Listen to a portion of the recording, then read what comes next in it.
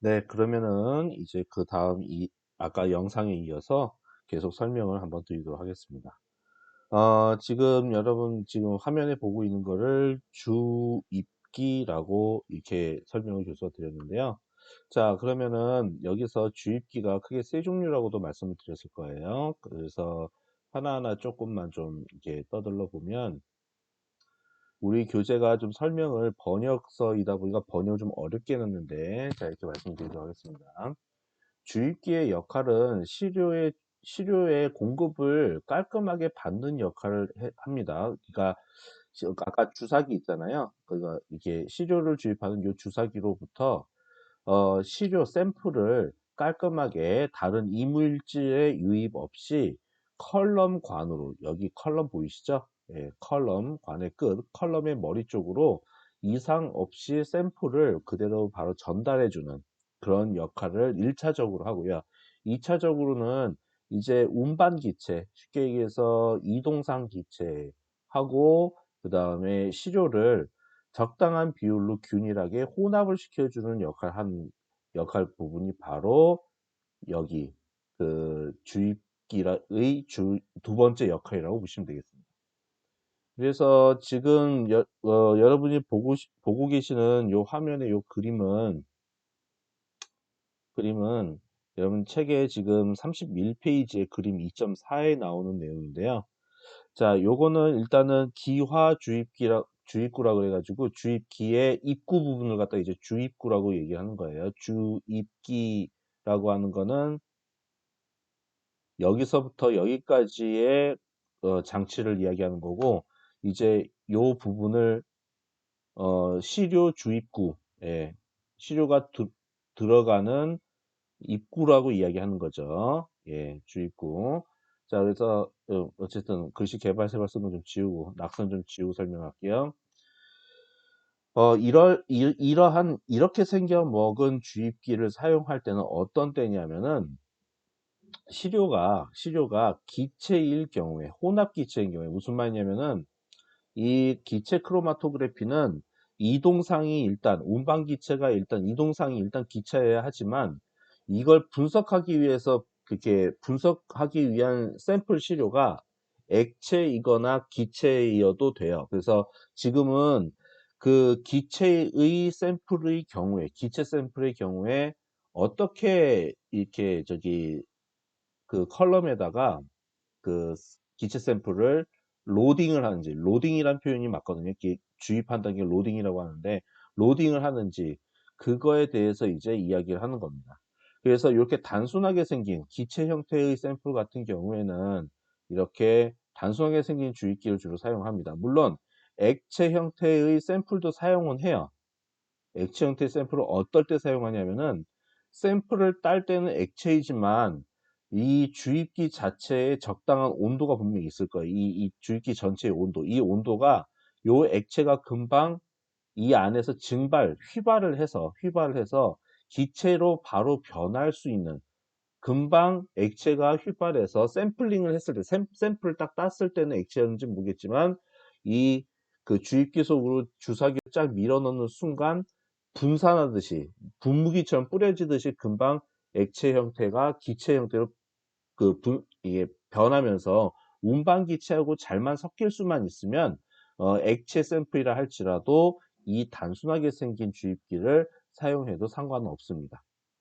요걸 사용해도 상관은 없어요. 그래서 요 주입기를 직접 기화 주입기라고 이야기합니다. 직접 기화 주입기. 그러니까 기체 샘플을 직접 집어넣어 주거나 금방 액체로 기화할 수 있는 샘플을 직접 사람이 주사기로 바로 딱 찔러서 넣어줘서 운반 기체하고 혼합을 시킨 뒤에 그다음에 컬럼 입구 머리 쪽으로 그 이동상과 함께 샘플 기체를 밀어주는 그러한 걸 갖다가 바로 지금 직접 주입기라고 이야기하는 거예요. 직접 기화 주입기. 그래서 여러분 직접 기화 주입기라는 용어는 어디 나오냐면 30페이지의 아래쪽에 주입기 2.3.2 제목 주입기 아래쪽에 직접 기화 주입기라고 하는 용어가 나옵니다. 그래서 직접 기화 주입기는 사람이 손으로 수동으로 이렇게 찔러서 넣어줄 경우에는 이런 주사기 이런 주사기 형태의 주입 도구를 가지고 그 샘플을 크로마토그래피 쪽으로 로딩을 하고요. 그 다음에 이제 만약에 샘플이 상당히 많을 때는 아까 전에 말했던 것처럼 방금 전 영상에서 말했던 것처럼 이렇게 자동 샘플링 기계를 이용해서 이제 로봇팔이 직접 이렇게 찔러주는 그런 역할을 한다는 거, 그런 기능을 발휘하는 부품이 있다는 거, 그거를 이전 영상에 설명을 드렸죠. 자, 그 다음에 옆에 보면은 경막이라는 게 있습니다. 지금 여러분 책에는 흑백으로 지금 인쇄가 되어 있어서 그런데 지금 여러분 슬라이드에는 지금 진한 분홍색으로 지금 표시가 되어 있죠. 이거는 실리콘 고무 재질로 만들어진 경막이라고 불리는 녀석이에요. 영어로는 셉타 또는 미안합니다. SEPTA. 셉타라고 부르거나 아니면 셉텀이라고 부릅니다. 셉텀. 이 셉텀은 실리콘 고무로 되어 있어서 고무 패킹의 역할을 하는데요. 물론 가운데 구멍을 뚫어서 씁니다. 조그맣게 미세하게 구멍을 뚫는데 구멍이 뚫려 있다 하더라도 이 상태로 구멍을 조그맣게 바늘 구멍을 조금 뚫어놨을 상태에는 바람 같은 게 통하지도 않고 밀폐가 나름 잘 되는 녀석이에요. 그래서 셉타의 모습은 좀 다양한데 특수 목적의 셉터 같은 경우에는 이렇게 깎아가지고 내부 구조를 깎아가지고 이렇게 만들어요. 그 셉타의 역할은 뭐냐? 바늘로 주사기 끝에 있는 바늘을 꾹 찔러서 넣어줬을 때 안쪽에서 이렇게 샘플을 쉽게 해서 짜서 넣어주잖아요. 이게 짜서 안쪽으로 깊숙하게 넣어서 이렇게 주사기를 밀어주면 샘플이 이렇게 그 치약처럼 짜서 들어가지게 되는데 기체 형태를 띠고 있으니까 분명히 여기서 기화가 돼서 섞이면서 분명히 이쪽으로 아마 압력이 작용할 거예요. 왜 압력이 작용하냐면은 이 이동상 기체를 강한 압력으로 아까 그 가스통을 틀어가지고 강한 압력으로 확 밀어줘 버리니까 이 내부의 압력이 주변의 대기압보다는 상당히 높아요. 그래서 문제는 이 주사기를 통해서 샘플을 이동상 기체한테 이렇게 잘 섞어서 뿌려놨을 때 역으로 반대 방향으로 샘플이 빠져나오는 쉽게 해서 유출이 될 수도 있거든요. 그래서 이동상 기체와 그 다음에 샘플의 유출을 막기 위해서 이런 실리콘 고무 재질로 만든 경막을 사용을 합니다. 이렇게 그 특별하게 주사기 모양이 주사기가 끝에 딱 와서 아주 정확히 정교하게 잘 이렇게 주사기가 와서 딱 맞을 수 있도록 깎아서 공을 들여서 만든 셉타는 되게 비싸고요. 이거 말고 셉타라고 하는 거, 크로마토그래피용 셉타 같은 경우에는 이런 것들 주로 사용을 합니다. 되게 단순하게 생겼죠? 이렇게 살색처럼 생긴 것도 실리콘 고무 재질이고요. 이렇게 초록색으로 되어 것도 실리콘 고무 재질입니다. 이미 구멍이 뚫려 있는 거는 좀 이미 공이 들여서 공장에서 나온 거기 때문에 좀 비싸고요. 그 다음에 오른쪽에 있는 거, 이게 청색으로 된 것 중에 이게 평평한 거냐, 아무것도 없는 거 있잖아요. 위에 그림에 요거 얘기하는 거예요. 자, 이게 좀 지우고 얘기할게요. 요거. 요렇게 단순하게 생긴 거. 그쵸? 단순하게 생긴 거는 바로 얘네들 뜻하는 건데, 이런 것들을 실제로 판매를 합니다. 통에 이렇게 많이 넣어서 판매하죠. 이게 50개가 담겨져 있다고 얘기하는데, 이렇게 그 크로마토그래피를 이용할 때, 이 세타는 한 번 실험할 때마다 매번 바꿔줘야 돼요. 그러니까 요 샘플 한번 딱 찌르고 나면은, 그 다음 실험하기 위해서 또 샘플 또 따가지고 또 집어넣을 때에는, 바로 셉탈 고무를 바꿔줘야 된다. 이유가 뭐냐면은 안 바꿔주게 되면 앞에서 계속 사용했던 이 고무가 그대로 있는 상태예요. 무슨 말이냐면은 주사 바늘로 찌르고서 그 주사 바늘 다시 뽑잖아요. 뽑으면 이 주사 바늘에 묻어있던 앞에 샘플의 성분이 이 셉타 고무에 이 입구 부분에 이게 묻어버려요. 묻어버리기 때문에 그 묻어버린 상태에서 그 다음 실험을 하겠다고 다음 샘플 딱 찔러버리면 실험 데이터 결과가 앞에 있는 샘플 데이터가 뒤에 샘플에서도 나와버리는 그런 불상사가 발생하게 되는, 그렇게 되면 분석 실패하게 되는 거거든요. 그래서 셉타는 그때그때 이 경막은 그때그때마다 저희 교체를 해준다는 사실, 그 참고적으로 알고 계시고요. 그 다음에 이렇게 깎아서 이렇게 깎아서 특별하게 딱 아구리가 딱 맞게 특수목적으로 만든 경막 중에 오리너구리 경막이라는 게 있어요. 네, 중요한 거는 오리너구리 주둥이처럼 이 부분이 생겼거든요. 이 부분이 오리너구리 주둥이처럼 생겼는데 셉터 바늘이 밀고 들어갈 때는 이 부분이 여기하고 여기가 이렇게 지금 바늘이 들어가서 밀려서 열리고 바늘을 딱 빼게 되면은 이쪽 끝하고 이쪽 끝이 서로 탈싹 붙어가지고 고무의 탄력 때문에 찰싹 붙어가지고 틈이 전혀 생기지 않는 그런 구조를 갖고 있는 특별한 구조의 경막이라고 보시면 되겠습니다. 그렇게 이해하시면 돼요. 그래서 이런 경막에 대해서 여러분들도 이게 뭔가 그 책에 있는 그림만을 보고서는 여러분들이 충분히 이해할 수 없잖아요. 그래서 제가 자료를 준비할 때 이런 사진들 좀 구하러 다니기나 좀 시간이 좀 걸렸거든요. 그래서 지금 강의를 그렇게 늦게 좀 올리게 된 거예요. 앞으로도 가능하면 여러분 이해 도울 수 있는 자료는 꼭 챙겨서 강의를 해드리도록 하겠습니다. 네, 그렇게 이해하시면 되고요.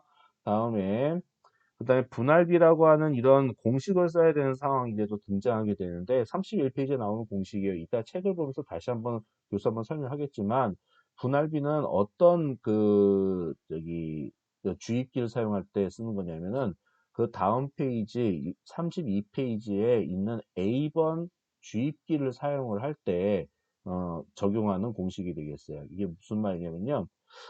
만약에 샘플의 양이 지나치게 많아서 이 내부 공간이 꽉 찰 경우를 여러분 한번 생각해 보세요. 안 그래도 운반 기체가 이쪽으로 엄청난 고압으로 좀 들어오고 있는데 샘플의 양이 지나치게 많아서 오버된다. 즉 컬럼에 그 많은 샘플들이 다 들어갈 수 없다라고 할 때는 옆에 별도의 또 출구가 또 나와 있어요. 이 출구를 통해서 필요한 양만큼의 샘플만 안에 들어오고, 그러니까 주사기에 있는 내용은 다 짜서 넣어주는 거 맞아요. 주사기에 담긴 샘플은 많든 적든 다 짜서 여기다가 이 내부에다 유입시켜 주는 건 맞는데, 일정 양 이상의 샘플이 들어오게 되면은 여기 입구가 열리면서 오버되는 양만큼은 바깥으로 확 배출돼서 딱 필요한 한 개치의 양만 이 샘플의 안쪽에 딱 이동상과 섞여서 바로 컬럼으로 바로 모세관 컬럼으로 바로 넘어갈 수 있도록 되어 있는 시스템이 바로 어떤 시스템이냐, 이거 이름이 좀 어려운데 분할 주입기라고 합니다. 분할 주입기. 잠깐만요. 글자를 똑바로 적을게요. 분할 주입기.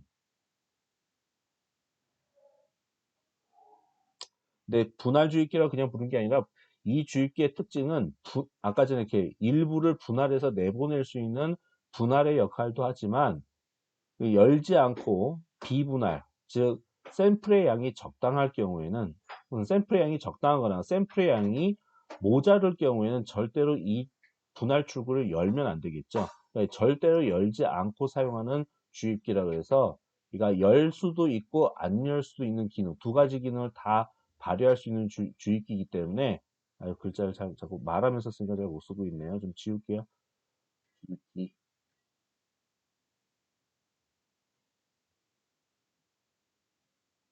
그래서 지금 A번 같은 주입기는 분할 또는 비분할 주입기라고 불러서 필요할 때는 분할 기능으로 사용을 하고 필요 없을 때, 즉 샘플의 양이 적거나 아니면은 샘플의 농도가 희박하거나 그리고 샘플의 양이 적당할 때, 이럴 때는 비분할로 샘플의 내보냄 없이 사용을 하는 게 바로 비분할 주입기의 용도입니다. 그리고 가능하면은 샘플의 농도가 묽을 때에는 이 내부에서 절대로, 미안합니다. 이 내부에서 절대 분할축을 열지 않고 이 내부에서 샘플의 농도를 좀 증가시키기 위해서 좀 농축을 시켜가지고 이렇게 내보내는, 모세관 쪽으로 내보내는 그러한 그런 과정으로 이걸 사용을 합니다. 그런 역할을 이용해서, 그런 기능을 이용해서 이 주입기를 사용한다고 보시면 되겠어요. 자, 말이 용어가 되게 어려서 교수도 발음이 좀 새는데, 자, 어쨌든 어떤 의미인지는 이해가 가실 건데, 이따 교재를 보면서 밑줄 칠 때 여기에 관련된 이야기를 다시 한번 분명히 언급을 해 드릴 거예요. 그때 이해하시면 되겠습니다. 최종적으로 정리는 그때 하도록 하고요. 책을 보면서.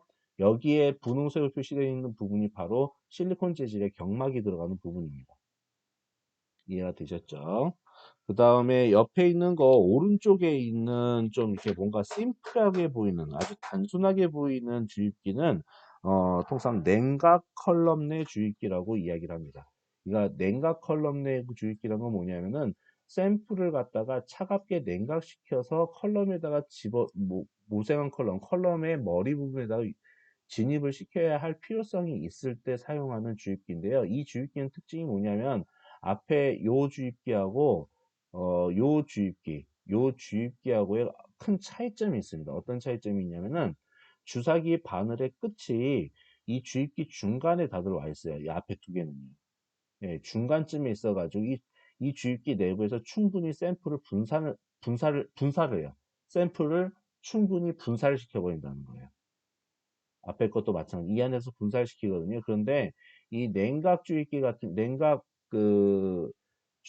경우에는 냉각 컬럼 내 주입기 이거는 어떤 거냐면은 지금 잘 보면은 여기 주사바늘이 어디까지 내려오면 여기까지 내려와 있는데 가만 보면은 컬럼 안쪽까지 주사기의 바늘이 내려오도록 되어 있습니다.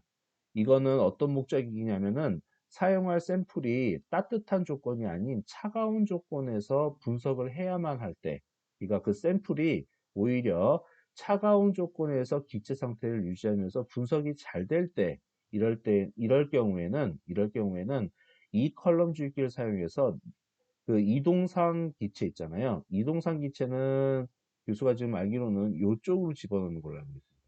이동상 기체가 이렇게 들어가요. 네, 이쪽으로 이렇게 들어가고 바깥에서 안쪽으로 이렇게 유턴해서 들어가고요. 그 다음에 냉각 공기는 차가운 공기가 이 모세관 컬럼 주변을 감싸거든요. 그게 무슨 말이냐면은 컬럼관이 있으면 이 외부는 차갑게, 여기는 비금치고 있는 부분은 차갑게 만들어 놓고 바늘을 깊게 집어넣어서 이쪽으로 샘플을 직접 집어넣되 어떻게 이쪽 틈으로 이동상 공기를, 이동상, 즉, 운반 기체를 갖다가 바로 밀어 넣는 그래서 결국에는 한 이 바늘 끝에서부터 어떻게 샘플과 이동상 기체가 같이 싹 이동하는 식으로 해서 차가운 조건으로 모세관을 냉각시켜서 하는 실험을 할 때 사용하는 특별한 특수한 주입기라고 보시면 되겠습니다. 예, 구조상의 그런 특징이 있다는 걸 잘 보시면 되고요. 그리고 지금 주황색으로 지금 쳐져 있는 게 밸브라고 하는 부분 속에, 그쵸. 밸브라고 하는 부분 속에 이게 경막, 이제 실리콘 재질의 막이 중간에 설치가 되어 있어서 안쪽에 주입된 샘플이 역방향으로 다시 나오지 않도록 막아주는 그런 장치가 되어 있습니다. 이해가 되셨죠? 그러면 이렇게 냉각하는 게 있으면 그러면 가열하는 것도 있어야 될 거 아니에요. 그러니까 샘플 중에 뜨거운 온도 조건에서도 분석이 잘 되는 샘플들도 있을 수 있단 말이에요. 차가운 조건에서만 분석 잘 되는 거 말고 그 분석 시료의 특성상. 그래서 나온 것이 바로 이게 바로 여기 가열이라고 하는 거 보이시죠? 예, 가열이라는 거 보이실 거예요. 가열도 할 수 있는 장치도 있을 뿐만 아니라 심지어는 냉각도 있어요. 자, 주입기의 특징은 뭐냐면요. 가열만 하는 게 아니라 가열과 냉각을 둘 다 할 수 있는 무슨 말이냐면은 이 분석하고자 하는 샘플들 중에서 낮은 온도에서 서서히 온도를 높여가면서 시간이 흐름에 따라 온도를 점점 높여가면서 분석을 해야 되는 기체 시료들도 있어요. 그러니까 온도를 똑같은 온도, 추운 온도로 처음부터 끝까지 유지한 상태에서 분석을 해야 될 시료가 있는가 하면은 아니면 뜨거운 온도 조건에서 균일하게 계속 온도를 뜨겁게 해줘가지고 분석해야 될 시료도 있고요. 그렇지 않고 분석하는 중간에 차츰 온도를 변화시켜줘 가면서 모세관을 통과하도록 이렇게 샘플을 투입을 해줘야 되는 그런 샘플들이 있다는 얘기예요. 그래서 이 주입기의 이름은 33페이지 맨 위에 한번 잠깐 보시겠어요? 온도를 프로그램할 수 있는 기화주입기. 그러니까 주변에서 기계를 이용해서 냉각 공기의 양을 조절하거나 여기에 이제 전기 코일이 지금 감겨져 있는 거거든요. 이 주입기 내부에. 전기 코일에 전류를 흘려줘서 따끈따끈하게 데펴줄 것이냐 적당히 조절해 가면서 온도를 조절하는 그러한 방식입니다. 그래서 보통은 이런 거는 어떤 느낌을 받으셔야지 정상이면 이게 교수가 말하는 말 이제부터 잘 들어보세요. 무슨 말장난 같아요. 근데 말장난 같아도 이게 본문에 이런 말이 나옵니다. 위에서 이렇게 바늘로 이렇게 딱 찌르겠죠, 여러분. 바늘로 딱 해서 바늘 한 요쯤 찌를 것 같습니다. 그럼 여기서 이제 샘플을 확 이렇게 분사를 할 거예요. 샘플이 막 분사돼서 나올 거예요.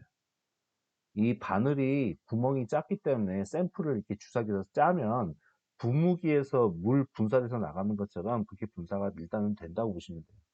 근데 재밌는 건 뭐냐면은 이게 분사를 했을 때 액체 형태의 샘플이 여기 딱 나왔다 그러면 주변이 뜨겁게 가열됐으면 분명히 열을 받아서 이 녀석들이 증발을 할 겁니다. 즉 기화가 될 거예요. 기체로 변신이 될 거란 말이에요. 기체로 변신이 됐는데 중요한 건 얘를 계속 밀어서 계속 뭐예요? 예, 그쵸. 이동상 기체 뒤에서부터 계속 밀어주면 이 따끈따끈한 이 녀석이 계속 뜨끈뜨끈한 채로 쭉 내려가서 결국에는 어디로 들어가요? 모세관으로 투입될 거 아니에요. 모세관의 컬럼의 머릿속으로 쏙 들어갈 거 아니에요. 그럼 들어가는 중에 중요한 건 뭐라 그랬죠?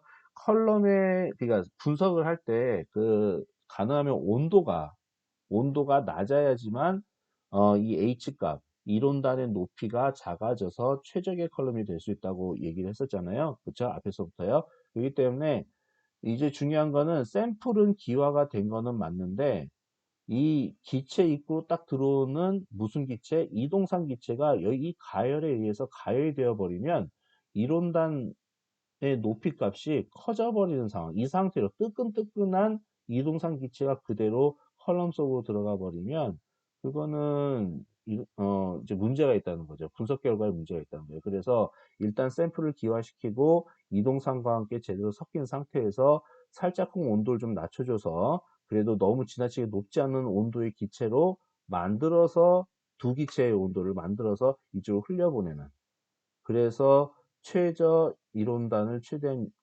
이론단 높이를 조성을 하면서 분석을 하려고 하는, 그렇게 이제 디자인이 되어 있는 그런 목적으로 만들어진 주입기라고 보시면 되겠습니다. 그래서 그렇게 이해하시면 되겠어요. 그리고 이 구조를 잘 보시면은 분명히 여기에 뭔가 기체상 이동상 기체도 들어가고 이쪽에 샘플 기체는 이쪽에 모일 수도 있는데 분명히 바깥으로 뭔가 빠져나갈 수 있는 출구 같은 것도 막 있죠. 예, 이 경막을 세척하기 위한 용도로도 뭐 여기 뭐 용액을 집어서 넣었다 뺐다 하는 게 가능한 것 같긴 한데 그것보다도 교수가 보기에는 이 주입기는 분할 및 비분할 실험이 둘 다 가능한 주입기처럼 보여요. 왜 그러냐면 여기에 샘플의 양이 지나치게 이 공간에 너무 많으면 결국에는 바깥으로 빼내서 뭐 이렇게 저기 뭐지 이제 분할을 시켜주는 그러한 역할을 해주는 기능이 같이 들어가 있는 것처럼 일단은 보입니다. 교수가 보기에는요. 자, 그래서 이렇게 보시면 되겠습니다.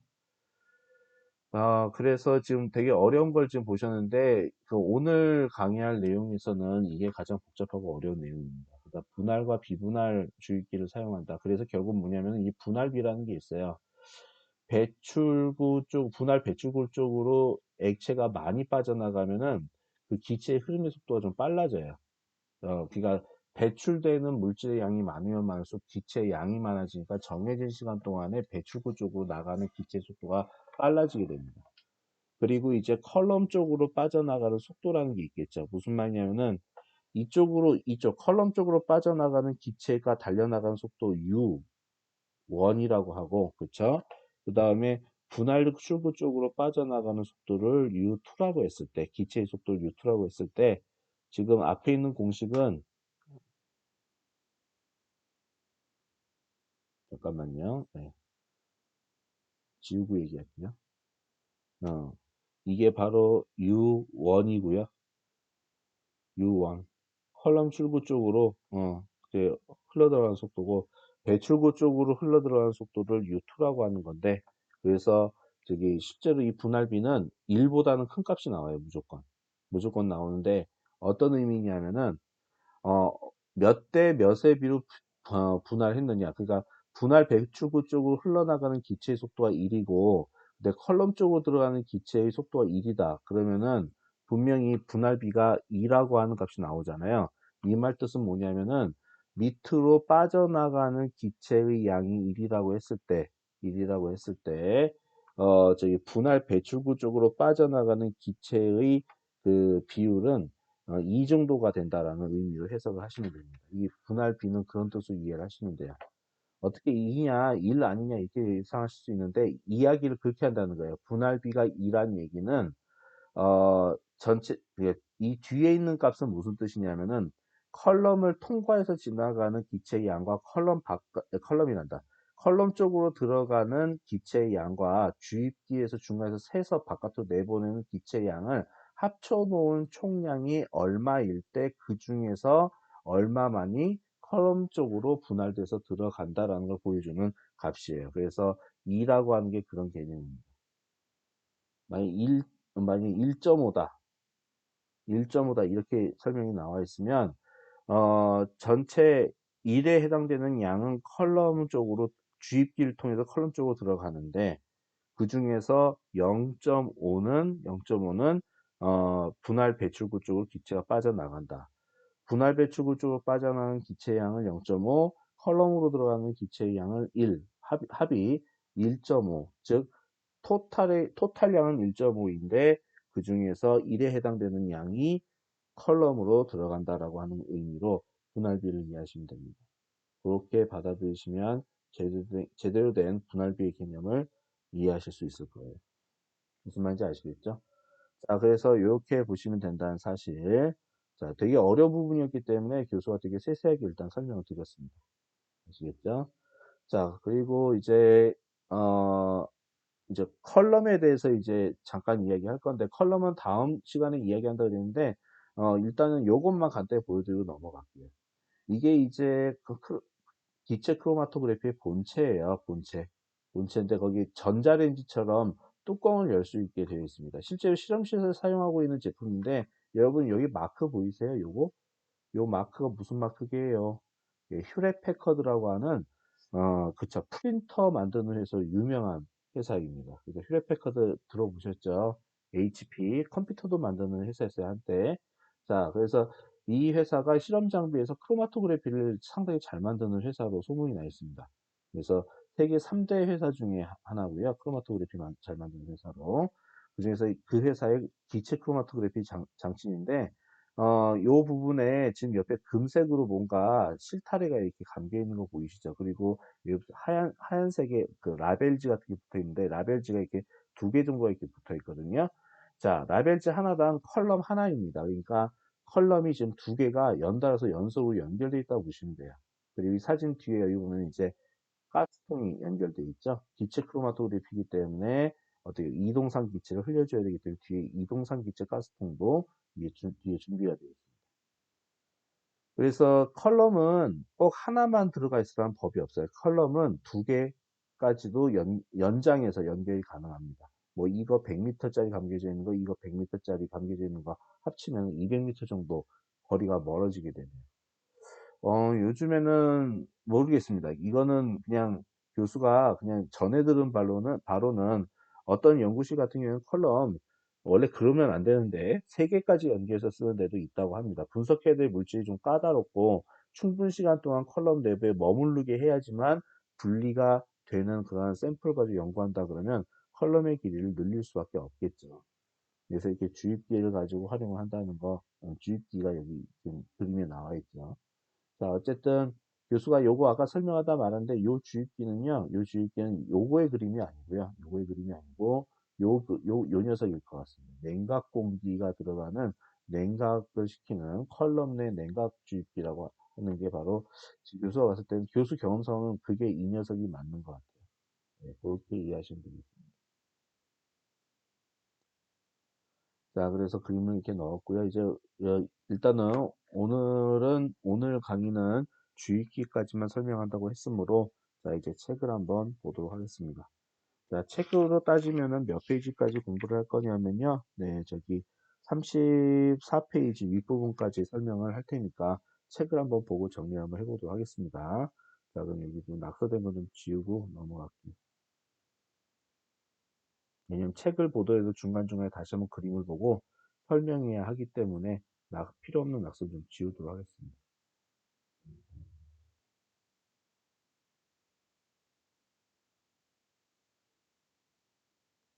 벨은 깔끔하게 지워져 있네요. 자, 그럼 책을 보도록 하겠습니다. 27페이지를 한번 봅니다, 여러분. 27페이지를 보세요.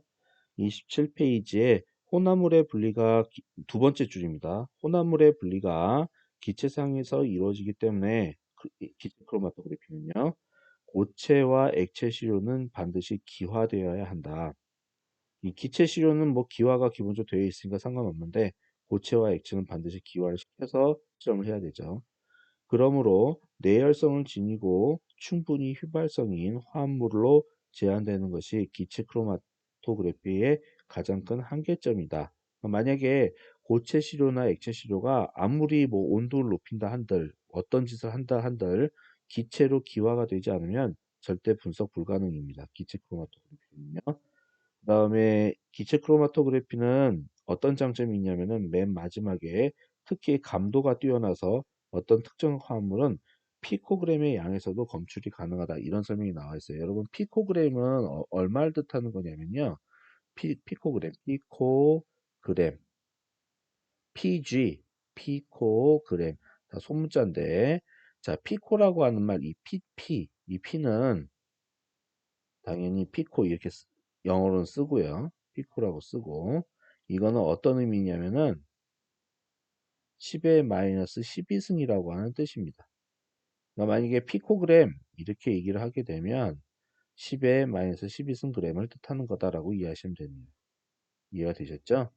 자, 그 다음 내용 넘어갑니다. 그 밑에 밑줄 쳐야 돼요. 교수가 밑줄 치는 건 다 밑줄 치시고 중간에 진한 글씨가 나오면 그대로 다 외우셔야 됩니다. 기체 크로마토그래피는 특별한 구조 안에 다양한 구성 요소를 포함하고 있다. 자, 이 구성 요소에는 주입기, 컬럼, 그리고 그들과 연결되어 있는 고온에 도달할 수 있는 자동 온도 조절 장치를 뜻한다. 이렇게 설명이 나와 있는데요. 자, 여기 보세요. 여러분 그림 교수가 설명했죠. 이거 주입기, 그 다음에 이거 컬럼, 감겨 있는 컬럼, 그리고 컬럼 오븐, 온도를 조절하는 장치, 이 세 가지가 컬럼의 분석 장비의 핵심 부품이란 거예요. 솔직히 디텍터는 별도의 기계거든요. 사실은 검출기는 별도의 기계라서 혹시 오해하시는 분들이 있는데 검출기는 크로마토그래피는 여기까지가 주로 크로마토그래피가 사실 이야기를 해요. 근데 이제 이 책은 왔다 갔다 그래요. 이 검출기까지 포함해서 크로마토그래피다. 아니면은 여기까지가 크로마토그래피다. 이렇게 얘기하는데 교수가 말하는 거는 여기까지 주입기하고 컬럼 그리고 온도가 조절되는 오븐까지만 크로마토그래피 장비라고 지금 이야기하는 건데 왜 그러냐면은 이 검출기는 종류가 무려 5가지 종류가 있기 때문에 검출기는 막 교체가 막 가능해요. 어, 뺐다 꼈다 뺐다 꼈다. 그러니까 다른 회사 제품을 갖다 끼거나 다른 종류의 검출기를 막 바꿔서 낄 수가 있는 자율성이 있다 보니까 실제로 크로마토그래피 기계의 구성을 보면 검출기 직전까지만 보통 이렇게 많이 확실하게 구성이 되어 있어요.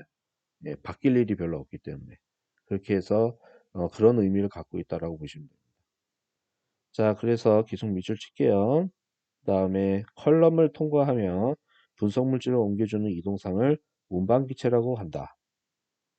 운반기체 별표 치셔야 되겠죠? 네. 그다음에 정말 중요한 용어가 나오는데 정밀하게 조종되는 운반기체 흐름은 자, 운반기체 그러니까 이동상 기체가 상당히 중요하다는 걸 강조하고 있는데 머무름 시간을 재현성 있게 한다. 여러분 재현성에 별표 치시기 바랍니다. 재현성이란 건 무슨 뜻이냐면은 한자어로 분석을 할게요. 다시 반복할 재자에다가 현이라고 하는 말은 구현하다, 현실화하다 뭐 이런 그런 뜻을 갖고 있는 현이고요. 성은 성질인데 여러 번 반복을 해도 동일한 현상이 나타날 수 있는 성질 이걸 갖다가 재현성이라고 이야기를 해요. 그래서 그 흘려주는 이 운반 기체, 즉 이동상 기체를 어떻게 잘 조조해서 어떤 조건으로 잘 흘려줬느냐에 따라서 재현성 있는 결과, 여러 번 실험을 반복해도 똑같은 머무름 시간이 나오는 그런 재현성 있는 결과를 얻어낼 수 있느냐, 아니면은 실험할 때마다 머무는 시간이 다 달라지는, 아까 바로 10분 전에 어떤 샘플을 팍 찔러 넣어 갖고 실험해서 결과가 나온 데이터 값하고, 그 다음에 한 10분 뒤에 똑같은 샘플을 똑같은 기계에다가 똑같은 실험자가 와가지고 똑같이 실험을 했음에도 불구하고 그 다음에 나오는 어떻게 그 저기 치료의 머무는 시간은 얼마든지 차이가 날 수가 있어요. 달라질 수가 있어요. 그래서 지금 이런 얘기를 하는 겁니다. 재현성을 확보하고 싶으면 실험 결과를 여러 번 반복을 한다 하더라도 동일하고 일관된 결과가 나오게끔 하기 위해서는 컬럼 속에 들어가는 운반 기체, 즉 이동상 기체를 잘 조절해서 도입을 할 생각을 해야 된다. 적용시켜야 될 생각을 해야 된다라는 이야기가 되는 겁니다. 자, 이렇게 이해하시면 될 것 같고요. 그 다음 문단, 소량의 시료가 액체나 기체 상태로 주입기에 도입되면서 분석이 시작되는데, 주입기는 시료를 기화시키고 컬럼의 머리 부분에서 운반 기체와 혼합시켜주는 두 가지 기능을 한다. 아까 교수가 분명히 말씀드렸죠. 주입기 시료를 기화시키고 컬럼의 머리 부분에 운반기체와 혼합을 시켜주는 두 가지 역할을 하는 게 주입기의 역할이라고 분명 아까 먼저 그림을 보면서 설명을 드렸었습니다.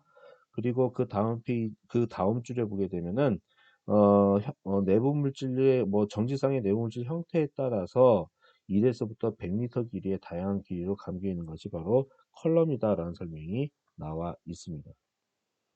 그리고 지금 보면은 그 문단 맨 마지막에 그림 2.19번을 잠깐 보라 그러는데, 여러분 그림 2.19번 잠깐 보시겠어요? 2.19번이면요.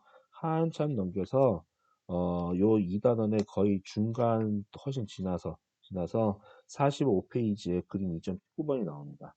거기에 왼쪽에 있는 노트북이 올려져 있는 밑에 기계 보이시죠? 그림으로 보여줘서 정말 웃기는데, 어쨌든 교수가 이거 실물 사진을 찾아보려고 노력했는데 못 찾겠더라고요. 어쨌든 이런 장비가 실제로 있습니다. 있어서 이런 휴대용 크로마토그래피도 요즘에는 존재해요. 그럼 이 녀석은 어디서 사용하느냐?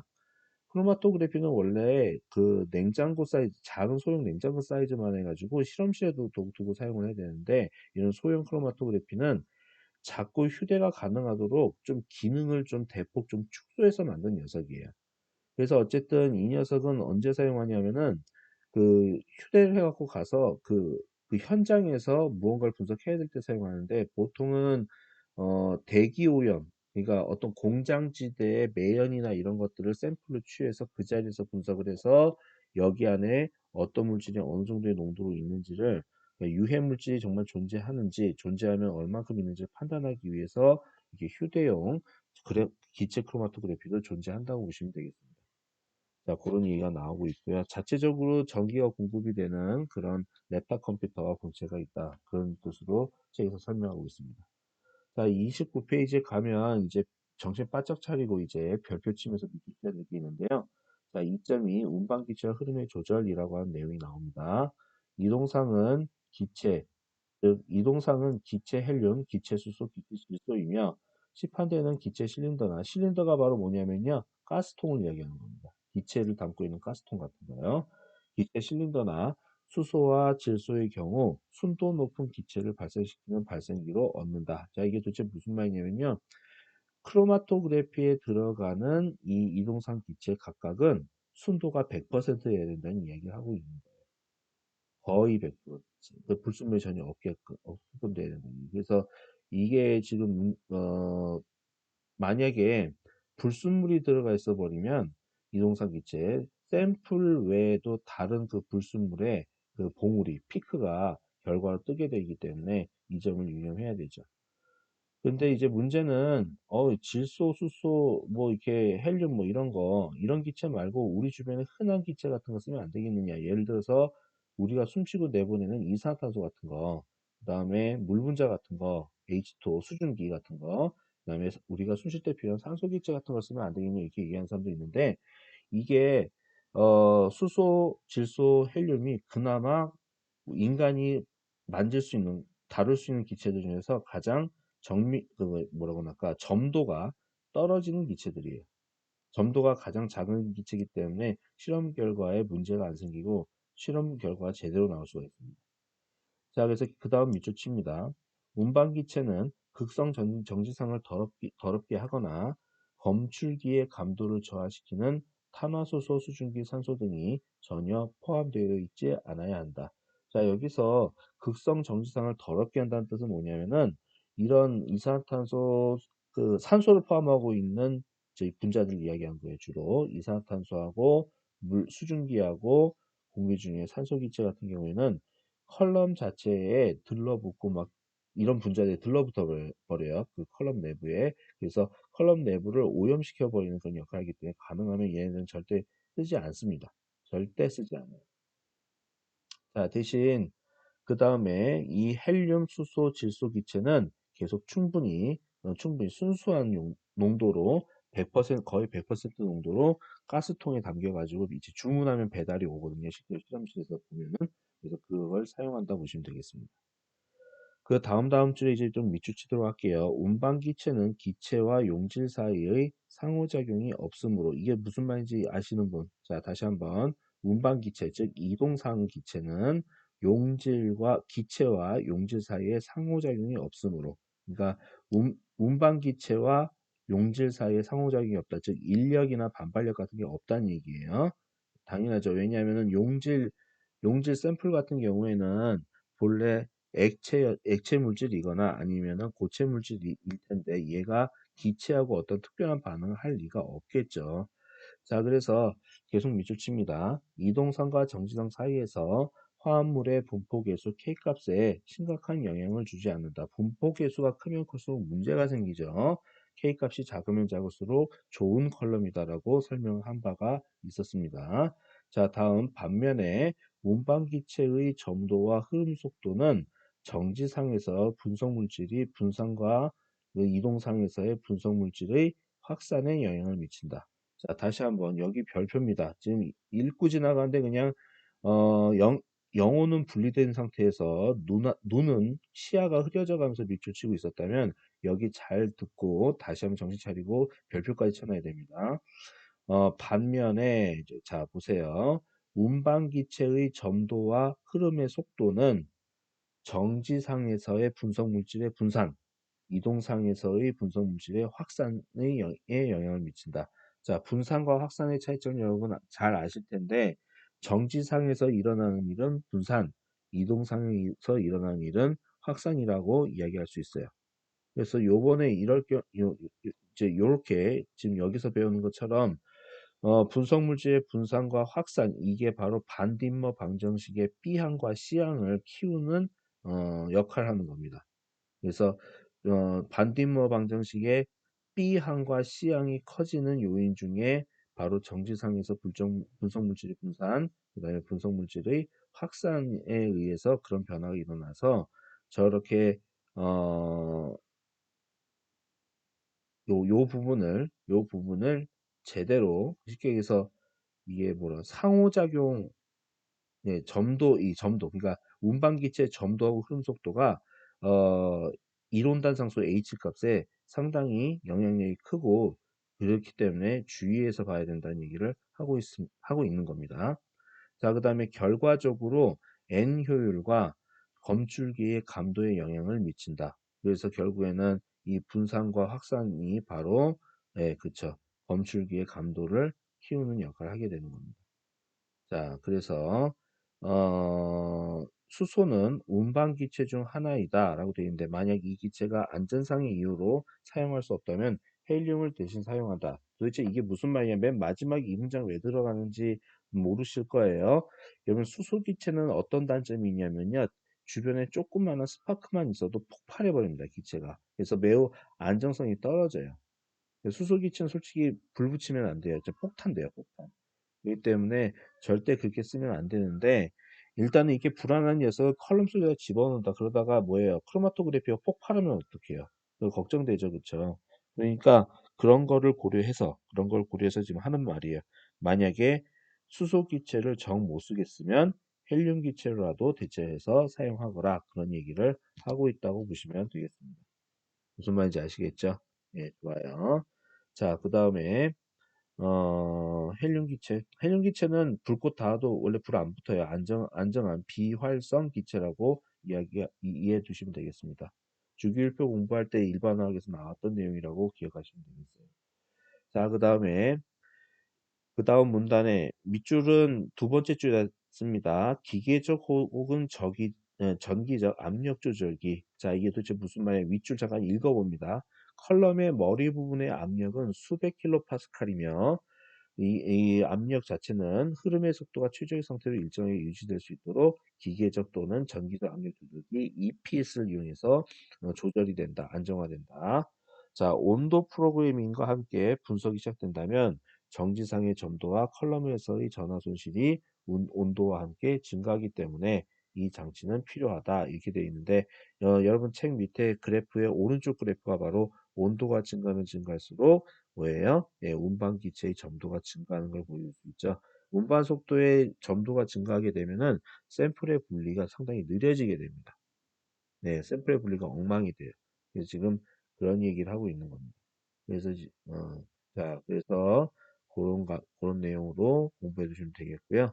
그 다음에 아래아래로 좀 내려오면 어 그러므로 일단 읽기만 하세요. 밑줄 치는 거 아니에요.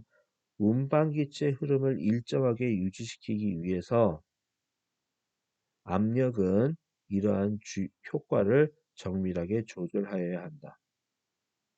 자, 그 결과 더 빠른 분석과 컬럼의 수명이 연장된다. 무슨 말이냐면요. 주입기에 보면요. 자, 그림 잠깐만 아까 여러분께 보여드렸던 그림을 한번 보여드릴게요. 여기서 주입기에 여기서 운반기체가 들어가잖아요. 그러면 여기는 공간이 좁기 때문에 빵빵해지면서 여기는 내부의 압력이 증가해요. 근데 압력이 증가하면 샘플까지 다 골고루 섞인 상태에서 이 컬럼으로 이 압력 높은 기체가 확 밀고 들어가면은 컬럼은 아까 교수가 전 영상에서 뭐라고 설명드렸냐면은 컬럼이 이렇게 관이 있으면 내부에 일정 두께의 코팅이 되어 있다라고 말씀을 드렸을 거예요. 정상이. 이 정지상이 다 망가져 버려요. 어떻게 하면 압력을 높여서 지나치게 높여서 이렇게 아이고 미안합니다. 압력 P를 지나치게 높게 해서 만약에 여기 내부의 기체 압력을 필요 이상으로 상승시킨다면 이런 흉악한 결과, 즉 여기 있는 정지상들이 망가져서 컬럼이 작동을 하지 않는 그런 현상이 발생한다는 얘기를 하고 있는 겁니다. 그래서 어, 지금 컬럼이 오랫동안 수명이 계속 몇 년이고 몇십 년이고 이상 없이 작동되려면 새 컬럼을 사고 난 다음에 이렇게 뭐지 컬럼 전체에 이렇게 뭐라고 할까 그 테스트를 하면서 적당한 압력이 어떤 압력인지를 찾아야 돼요. 그래서 그 적당한 압력을 뭐로 찾느냐? 여러분 책에 지금 기계적 또는 전기적 압력 조절기라는 것을 통해서 그 적당한 압력을 찾고 컬럼이 망가지지 않는 범위의 그 압력 하에서 최대한 높은 온도로 이동상 기체를 흘려주면서 샘플 기체들을 분리하려고 노력을 해야지 이제 컬럼도 안 망가져서 실험 장비가 오래 갈 수도 있고 그렇게 해야 실험 결과도 제대로 나올 수 있는 겁니다. 그런 이야기가 지금 나오고 있는 거니까 더 빠른 분석과 컬럼의 수명이 연장된다는 의미가 그런 의미로 이해하시면 되겠습니다. 빠른 분석에 대해서 도대체 컬럼의 이동상 기체의 압력하고 도대체 빠른 결과하고는 도대체 무슨 상관이냐 또 이렇게 따져 물으시는 분들이 있는데 자, 요쪽에서란 건 여기에서 얘기하는 거예요. 운반 기체를 10이라고 하는 압력으로 밀어주고 있을 때랑 100이라고 하는 압력으로 밀어주고 있을 때랑 이게 더 강한 힘으로 밀어주는 거기 때문에 실험 결과가 상당히 빨리 나와요. 10이라는 파워로 만약에 밀어줬을 때의 그 시간이 만약에 30분이 걸렸으면 100이라는 파워로 밀어주면은 3이라고 하는 3분이라는 시간밖에 저기 들지 않는다는 거예요. 10배 정도 차이가 나니까 30분 정도 걸리던 게 압력을 높여주면 어떻게 된다? 네, 여기 딱 10분의 1은 3분이 걸린다는 거죠. 그렇게 이해를 해두면 좋겠습니다. 자, 벌써 별 말을 안 했는데 벌써 50분이네요. 교수가 되게 쉽게 풀어서 설명한다고 설명해 드리는데, 그럼 여러분 조금만 50분 좀 넘어서 60분까지 딱 10분만 더 설명을 좀 추가 좀 하겠습니다. 뭐 어쩔 수 없어요. 자, 그래서 말할 건 말하고 좀 이제 어느 정도 진도를 나가고 영상을 끊어야지 되겠죠. 자, 그 다음에 그 밑에 문단을 보세요. 밑줄칩니다. 주입기와 검출기는 불감 부피를 갖는데 이는 전체 머무른 부피에 포함된다. 불감 부피는 VM을 뜻하는 거였습니다. VM. 그 다음에 불감 시간은 TM이었죠. 네, TM. 꼭 기억하셔야 됩니다. 그래서 계속 말 나갑니다. 자, 기체 크로마토그래피 GC에서 이동상이 기체이기 때문에 컬럼의 출구에서 측정된 이동상의 흐름의 속도는 컬럼 머리 부분에서 더 높은 압력이 걸리는 것을 보증해주는 압축인자 J에 의해서 수정되어야 한다. 이런 설명이 나오고 있는 겁니다. 그래서 지금 여러분 화면에 나오는 요 J값 그런 의미로 계산되는 거였죠. 아까 여러분께 설명을 충분히 드렸을 겁니다. 그래서 밑에 문단은 뭐 U, 바가 어떤 의미를 갖고 있고 P0가 어떤 값인지 설명하는 내용이 바로 밑에 나와 있는 겁니다. 그 다음 페이지 30페이지 넘어갑니다. 30페이지 넘어가면 식 2.1 아까 여러분 지금 화면에 보이고 있는 그 공식이 그렇게 해서 튀어나오게 되는 것이죠. 자, 30페이지에 이제 2.3 실효주입과 주입구 이런 게 나옵니다. 자, 첫 번째 여러분들한테 보여드렸던 주사기, 요거는 미세 주사기라고 부릅니다. 그래서 첫 번째 좀 믿습니다. 시료 주입을 할 때 가장 일반적인 주입 방법은 미세 주사기를 사용해서 매우 적은 양의 시료를 대충 0.5 마이크로리터 정도를 고무 경막을 통과시켜서 컬럼의 머리 부분에 순간 기화기 구멍으로 주입을 하는 것이다. 밑줄 잘 치고 계시죠? 중요한 내용이죠. 기체 시료는 액체 크로마토그래피에서 설명한 것과 같이 비슷한 루프 주입기를 사용한다. 그러니까 기체 시료 자체는 그냥 그 자체가 기체이기 때문에 이렇게 주사기를 힘들게 쓸 필요 없고 풍선처럼 생긴 그러니까 기체를 담고 있는 풍선처럼 생긴 그런 주입기 같은 거를 사용해도 된다. 이런 설명을 하고 있는 겁니다. 주입의 재현성을 잘 조절하기 위해서 밑줄 계속 치셔야 돼요. 이 문단 통째로 치셔야 됩니다. 되게 중요해서요. 하기 위해서 수동으로 이렇게 재료를 집어넣을 때는 시료를 집어넣을 때는 단순히 실험자를 바꾸는 것만으로도 상당한 편차를 가져온다. 무슨 말이냐면요. 이 주사기를 이용해서 A라고 하는 물질을 여러분 한 설명드릴게요. A라고 하는 분석 물질 시료를 어떤 사람이 이 주사기에다 넣어서 딱 기계에다 넣어서 딱 짜 넣어가지고 크로마토그래피에다가 시약을 집어넣고 이제 크로마토그래피 분석을 돌렸어요. 그렇게 나온 결과가 있다고 쳐봐요. 근데 이 A라는 물질을 그 옆에 있는 연구자, 옆에 있는 사람이 똑같은 주사기를 넘겨받아가지고 똑같이 기계에다 찔러 넣어서 이제 그 분석 장비를 크로마토그래피 장비를 돌려서 결과를 딱 뽑아왔을 때 사람이 바뀐 것 때문에 어떻게 실험 결과가 확 바뀝니다. 그러니까 되게 손을 잘 타는 그런 장치예요. 왜냐하면 되게 민감하고 되게 세세하게 정밀하게 측정하기 거기 때문에 극미량을 가지고도 분석을 하는 장비가 기체 크로마토그래피이기 때문에 사람이 바뀐다? 그러면 엄청나게 큰 게 바뀐 거예요. 이 주사기를 딱 바늘로 찔러서 기계 안에다 딱 밀어넣고 주사기를 짜줄 때 짜주는 속도며 짜주는 손가락의 힘이며 뭐 이런 것도 있잖아. 이런 것들이 차이가 사람마다 분명 나기 때문에 그런 미묘한 차이가 실험 결과의 차이로 즉 개연성이 실패하는 결과로 나오게 되는 거예요. 그래서 실험을 할 때는 가능하면 실험자나 실험 도구를 함부로 바꾸는 게 아닙니다. 자, 그래서 그렇게 이해하시면 되겠습니다. 자, 계속 밑줄 칩니다. 그래서 사람을 바꾸는 것만으로도 상당한 편차를 가져오기 때문에 대부분의 실험실에서 사용하는 기기들은 자동 시료 주입기라는 것이 있어서 주사기의 작동이 자동으로 이루어진다라고 되어 있습니다. 그래서 아래 밑에 부분은 밑줄 치지 마시고요. 일련의 과정은 그 자동 주입기를 이용한 일련의 과정은 시료를 채취하고 빠르게 주입 0.2초 만에 샘플을 바로 집어넣고 주사기를 헹구는 과정까지 그렇게 해서 반복해서 일어난다고요. 그래서 지금 교수가 말했던 요 녀석, 요 파트를 이야기하는 겁니다. 요 파트가 그런 역할을 하는 거예요. 그래서 여기는 샘플들을 담는 곳, 여기는 이제 그 바늘 주사기 이렇게 로브팔에 붙어 있는 거, 얘가 이쪽으로 가서 막 이 판이 디스크가 오른쪽으로 한 클릭씩 딱딱 돌아갈 때마다 이 샘플 딱 찍고 그다음에 이 샘플 딱 찍고 요 샘플 딱 찍고 이런 식으로 반을 콕 찔러가지고 시료를 채취해가지고 기계에다 넣어주는 게 전자동으로 이루어진다는 거죠. 그렇게 이해하면 되겠습니다.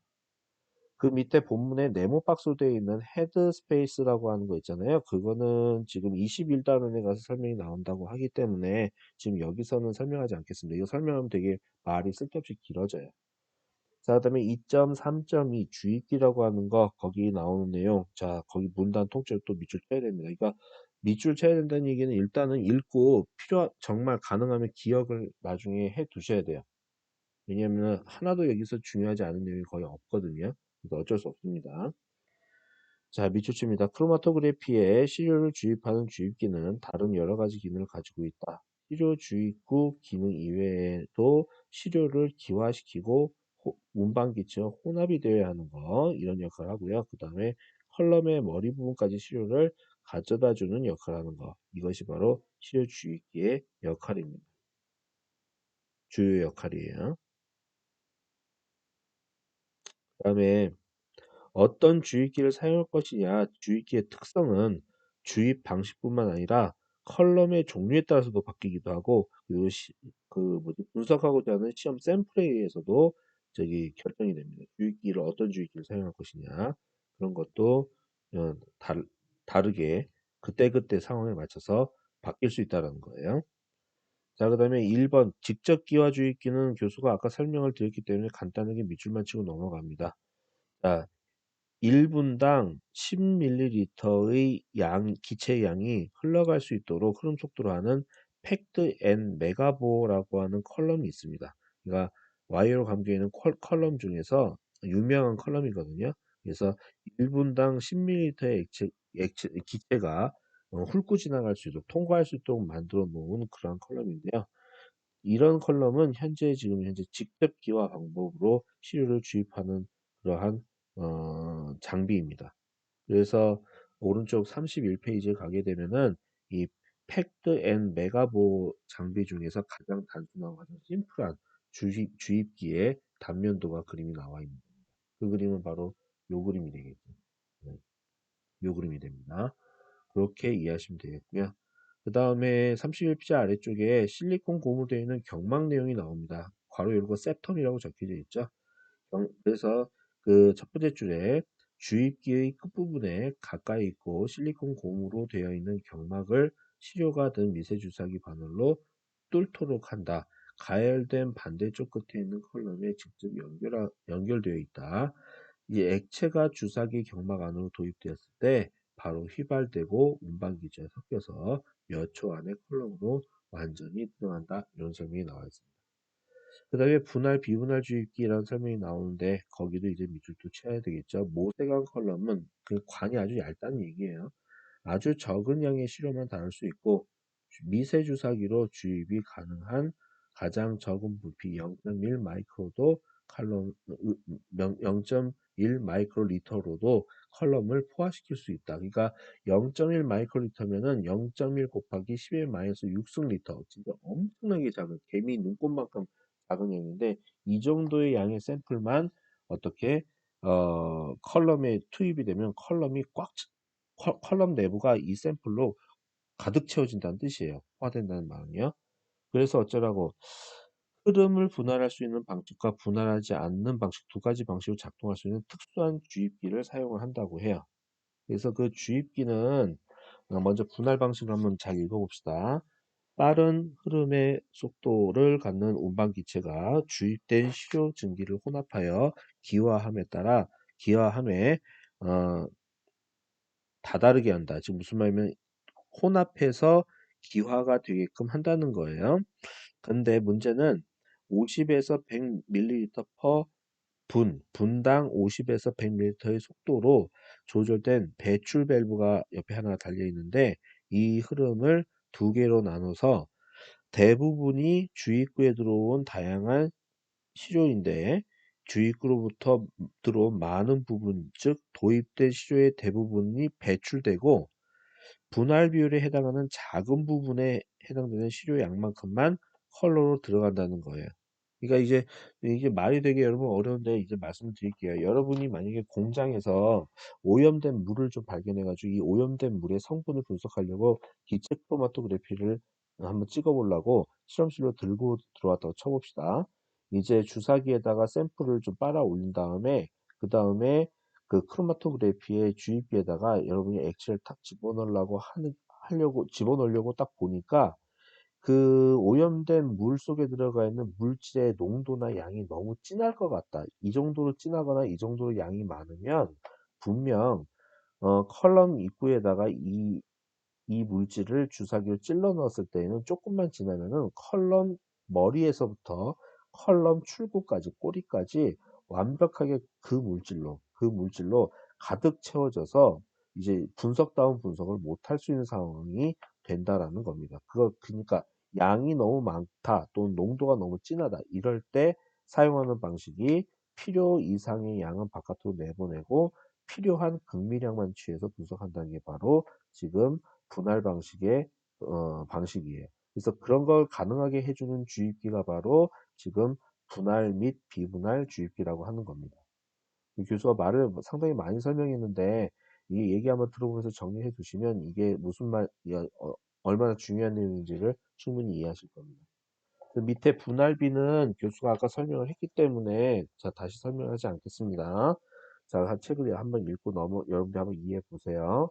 그 다음에 그 밑에 분할비 공식 아래쪽은 분할 방식 말고 비분할 방식에 대한 예시가 설명이 쭉 나와 있습니다. 거기 보면 뭐 농축된다 뭐 이런 설명 막 나오고 있는데요. 뭐 어쨌든 그런 내용들 위주로 한번 쭉 읽어보시면 좋을 것 같고요. 뭐를 일단 밑줄 치고 넘어가야 되냐면은 비분할 방식의, 그러니까 분할, 비분할 방식의 컬럼을 쓰는 케이스는 샘플이 이런 경우에 사용한다고 보시면 됩니다. 자, 31페이지 아래쪽에 분석 결과에 방해될 수도 있는 몇몇 휘발하지 않는 화합물은 확실하게 제거가 된다. 자, 이게 무슨 말이냐면은 좀 중요한 내용인데 이 분할, 비분할 주입기의 특징, 컬럼 내부에서 분석 물질들이 잘 종류별로 서로 분리돼서 나오도록 하는 것을 방해하는 요소가 바로 뭐냐면 바로 휘발성 물질입니다. 샘플 속에 휘발성 물질이 들어가 있으면 이 샘플들이 잘 이렇게 분리돼서 나오는 거를 컬럼을 지날 때마다 이렇게 분리가 돼서 이게 분리가 되면서 따로 떨어져서 나오는 것을 방해를 해요.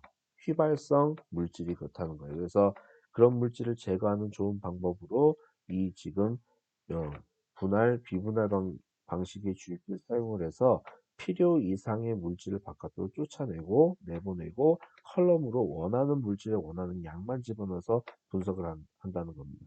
무슨 말인지 아시겠죠? 그런 뜻으로 이해하시면 되겠습니다.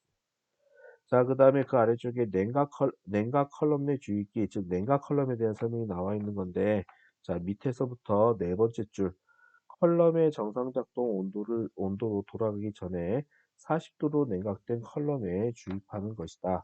이 과정은 열적으로 불안정한 화합물이나 높은 끓는 점을 갖는 혼합물에 유용을 하며, 그러니까 어떤 샘플에 유용하다는 걸 지금 설명하고 있습니다.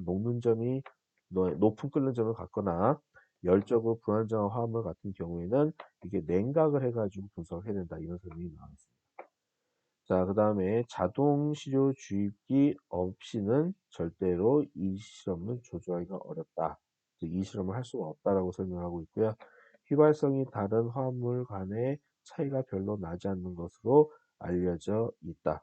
자, 휘발성이 다른 화합물들 간의 차이가 별로 나지 않는, 그러니까 무슨 말이냐면은 이 냉각 컬럼에 사용하는 샘플들은 휘발성이 있다 하더라도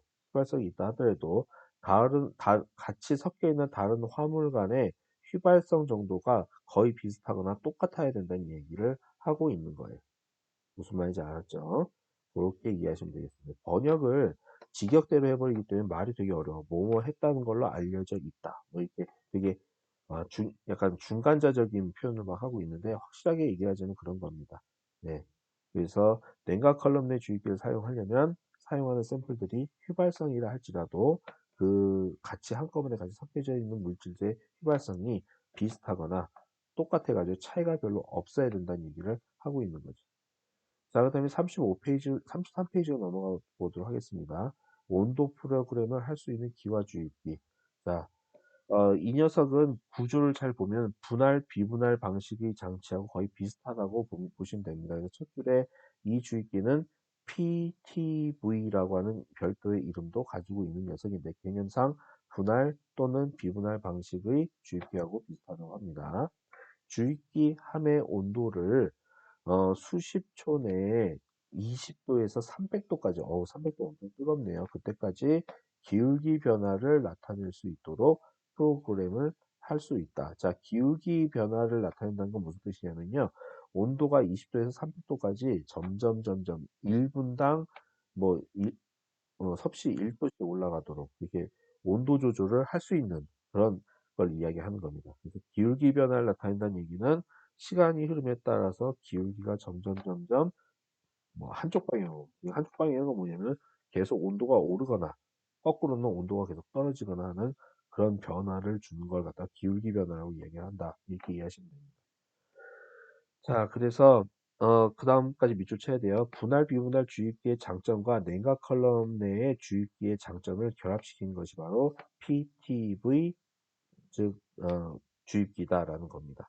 그래서 밑에 사진을 보면 PTV 주입기의 단면도가 이렇게 나와 있죠. 여기 낙서가 되어 있는 거 좀 지울게요. 화면에 있는 거. 자, 그래서 밑에 그 점 땡땡땡땡 찍어놓은 땡땡땡 세 개 찍어놓은 거 있잖아요. 그거는 읽고 암기하셔야 됩니다. 외워두셔야 됩니다. 이제 이 단원을 공부하면서 기체 크로마토그래피에 들어가는 주입기의 종류가 크게 네 종류이고 걔네들의 특징과 장점은 어떤 것이다라는 것 정도는 이제 정리하고 외워두셔야 된다는 거예요. 다음 페이지 34페이지까지 있는 내용까지 정확히 읽어보시고 교수가 했던 이야기, 교수가 논리적으로 어떤 이러한 원리가 있다라는 것을 풀어서 설명해 줬던 내용을 잘 기억을 하시고서 잘 읽어보시기 바랍니다. 별도로 메모해 두시고 정리를 잘 해두시고 본인 걸로 기억을 남겨 놓으셔야 됩니다. 자, 여기까지 여러분들 맡기고 요번 주 오늘 영상을 강의 영상을 마치도록 하겠습니다. 여러분 수업 듣느라 고생 많이 하셨습니다. 다음 주에 볼게요.